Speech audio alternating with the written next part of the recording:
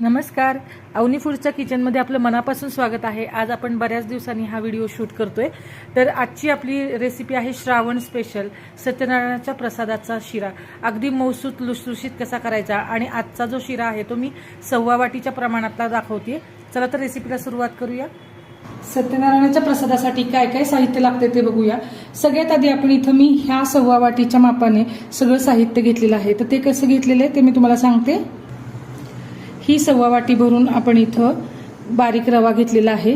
तुम्ही जाड रवा पण वापरू शकता. त्यानंतर त्या 1.25 वाटीने साखर घेतलेली आहे 1.25 वाटी. 1.25 वाटी इथं गाईचं तूप घेतलेलं आहे. आवडीनुसार आपण मनुके आणि ड्रायफ्रुट्स घ्यायचे आहेत. इथं मी मनुके घेतलेले आहेत, काजू आणि बदामाचे काप घेतलेले आहेत. एक छोटा चमचा आपण इथे इलायची पावडर घेतलेली आहे आणि याच वाटीने मी 2.5 वाट्या म्हणजे दुप्पट आपल्याला इथं गाईचं दूध घ्यायचंय. गाईचं नुसतं जर दूध तुम्हाला वापरायचं नसेल तर 1.25 वाटी आपण इथं दूध आणि 1.25 वाटी गरम पाणी सुद्धा वापरू शकतो. पण शक्यतो प्रसादाचा शिरा हा दुधातला केला जातो म्हणून मी इथं 2.5 वाट्या दुधाचा वापर केलेला आहे. आणि त्यानंतर एक मध्यम आकाराची केळी. इतक्या साहित्यासाठी त्या शिऱ्यासाठी हे केळीचं प्रमाण अगदी योग्य आहे. चला तर पुढची कृती करूया. शिरा करायला घेऊया. स्टीलची कढई इथं मी मध्यम आचेवरती गरम करायला ठेवलेली आहे आणि आता आपण जे तूप घेतलं होतं 1.25 वाटी ते तूप आपण इथं गरम करायला घेऊया. तूप थोडंसं तापलं की त्यामध्ये लगेच आपण घेतलेला 1.25 वाटी रवा घालून घ्यायचा आहे. इथं मी बारीक रवा वापरलाय, तुम्ही जाड रवा सुद्धा वापरू शकता. आता घेतलेलं तूप तुम्हाला रव्यापेक्षा कदाचित कढईमध्ये जास्त दिसत असेल, पण सत्यनारायणाच्या प्रसादाचे जे प्रमाण आहे ते समप्रमाणात असतं आणि तुपाचा इथं फारसा विचार केला जात नाही. समप्रमाणातच तुपाचा वापर केला जातो. त्यामुळे प्रसादाची चव आणखीन जास्त वाढते आणि जसं जसं आपण तुपामध्ये रवा भाजायला लागतो तसं तसं तूप रवा शोषून घेतो. आता आपल्याला 4 ते 5 मिनिट हा रवा तुपाबरोबर भाजला की आपण जे मध्यम आकाराचं केळ घेतलं होतं, शक्यतो ते केळ पिकलेलंच घ्या, त्याचे आपण बारीक काप करून ह्या भाजलेल्या रव्या आणि तुपामध्ये घातले, जेणेकरून हे जे केळीचे काप आहेत ते तुपामध्ये मस्त तळले जातील आणि एकजीव असे रव्याबरोबर मस्त असे भाजले जातील. तुम्हाला कळणारही नाही नंतर रवा भाजून झाल्यावरती की यामध्ये आपण केळाचे तुकडे घातले होते. इतकं ते एकजीव होतं मिश्रण. त्यामुळं ही प्रोसेस तुम्ही अगदी याच प्रमाणात करा. एक 4 ते 5 मिनिट रवा थोडा भाजून झाला की लगेचच आपण केळ भाजायला घ्यायचे. त्याचबरोबर आपण साईडला जे दूध घेतलं होतं 2.5 वाट्या ते आपण इथं गरम करायला ठेवलेले. आता आपल्याला रवा सोनेरी होईपर्यंत छान असा भाजून घ्यायचा आहे. केळ घातल्यामुळं अगदी ते भाजताना रव्याचा वास खूपच छान येतोय आणि केळामुळं जी चव येते प्रसादाला ती अगदी सात्विक आणि छान लागते. त्यामुळं हे अशा पद्धतीने तुम्ही नक्की केळ घाला प्रसादाच्या शिऱ्यात. महत्त्वाची गोष्ट म्हणजे कच्च्या केळीचे काप वरून शिऱ्यावरून घालू नका, नाही तर केळीचे काप कच्चं घातली तर काळी पडतात आणि त्यामुळं आपला शिरा जास्त वेळ टिकत नाही. पण हे जर रवा भाजताना घातले तर छान आपला प्रसादाचा शिरा टिकतो. त्याचबरोबर प्रसादाचा शिरा करत असताना असा रवा तुपाबरोबर छान सोनेरी रंग येईपर्यंत भाजून घ्यायचा आहे. आपण उपिटाचा रवा भाजताना थोडा कमी भाजला तरी चालतो, पण शिऱ्यासाठीचा जो रवा आहे तो आपल्याला छान सोनेरी रंगापर्यंत भाजावा लागतो. तुम्ही इथं बघू शकता एक 10 ते 12 मिनिट झालेले आहेत. रव्यामध्ये भरपूर तूप असं शोषून घेतलेलं आहे. आता या स्टेजवरती आपण जे ड्रायफ्रूट घेतले आहेत ते घालून घ्यायचे आणि परत ते ड्रायफ्रूट पण रव्याबरोबर छान भाजून घ्यायचे, जेणेकरून त्या ड्रायफ्रूट पण आपले चांगले तळले जातील आणि याचा पण स्वाद सगळा या शिऱ्यामध्ये उतरून जाईल.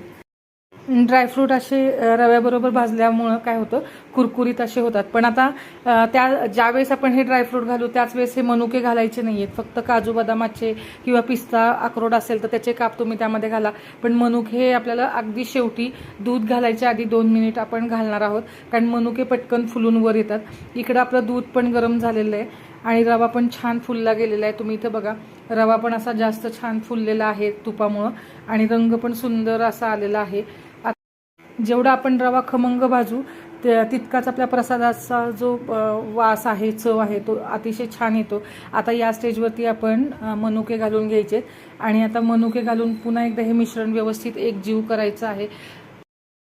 हा शिरा करत असताना फार घाई गडबड करायची नाही आहे. व्यवस्थित वेळ घेऊनच आपल्याला हा छान रवा भाजून घ्यायचा आहे, जेणेकरून आपला जो प्रसादाचा शिरा आहे तो अप्रतिम होईल. त्याचबरोबर अगदी प्रसादाची चव सगळ्या अर्थाने त्याच्यामध्ये उतरायला हवी.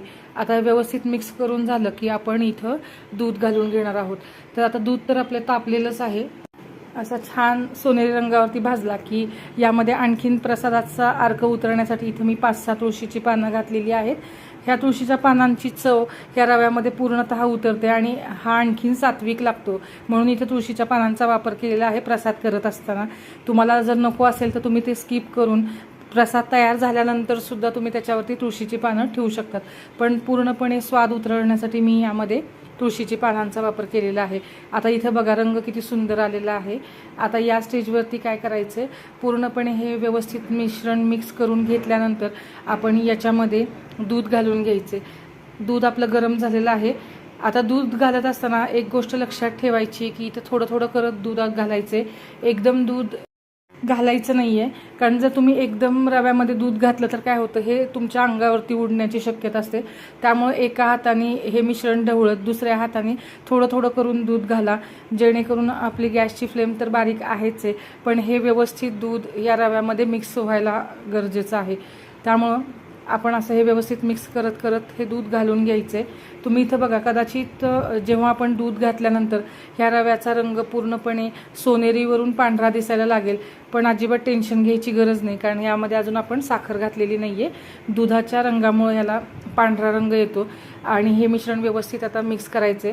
फक्त दूध किंवा पाणी जे काही तुम्ही वापरणार असाल ते मात्र आपल्याला प्रसादाच्या शिऱ्यासाठी गरमच हवंय. गार पाण्याचा किंवा गार दुधाचा इथं वापर करायचा नाही. ही टीप तुम्ही नक्की लक्षात घ्या. यामुळे आपला प्रसादाचा जो शिरा आहे तो अगदी मऊसूत लुसलुशीत होतो. तुम्ही इथं बघा, दूध घालून घेतल्यानंतर प्रसाद आपला जो आहे तो अगदी मऊसूत असा झालेला आहे. यामध्ये आपण साखर घातलेली नाही. साखर तुम्ही दुधाबरोबरच घालायची नाही, ही पण टीप लक्षात ठेवा. साखर ही नेहमी जेव्हा आपण दूध व्यवस्थित मिक्स करू रव्यामध्ये, तेव्हाच त्यानंतर आपली ही साखर गेली पाहिजे. जर साखर आणि दूध जर तुम्ही एकत्रितपणे घातलं तर आपला जो प्रसाद आहे तो चिकट होण्याची शक्यता असते. त्यामुळे ही गोष्ट तुम्ही नक्की लक्षात ठेवा. साखर ही आपल्याला दुधानंतरच घालायची आहे.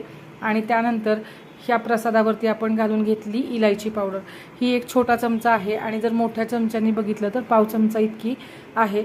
इलायची पावडर घातल्यानंतर व्यवस्थित हे मिश्रण मिक्स करून घ्यायचे आणि याला साधारणपणे 5 मिनिट आपल्याला वाफवून घ्यायचे. एक छान वाफ काढून घ्यायची याला. 5 मिनिटानंतर उघडून बघूया. आपला प्रसादाचा शिरा अगदी तयार झालेला आहे नैवेद्यासाठी. आणि त्याचा रंग पण तुम्ही इथं बघू शकता. अगदी कुठेही गाठी गुठळ्या नाहीत. अगदी सुटसुटीत असा हा प्रसादाचा शिरा तयार झालेला आहे. यामध्ये केळी घातले होते हे ओळखायला सुद्धा येणार नाही. इतकी मस्त हा प्रसादाचा शिरा मऊ लुसलुशीत होतो. त्याचबरोबर तो 2 किंवा 3 दिवस आरामात टिकतो. आणि ही रेसिपी तुम्ही नक्की करून बघा. रेसिपी जर आवडली असेल तर रेसिपीला लाईक, शेअर, कमेंट करा. चॅनलला जर अजून सबस्क्राईब केलं नसेल तर सबस्क्राईब करायला विसरू नका. आणि असेच व्हिडिओ पाहत राहा. धन्यवाद.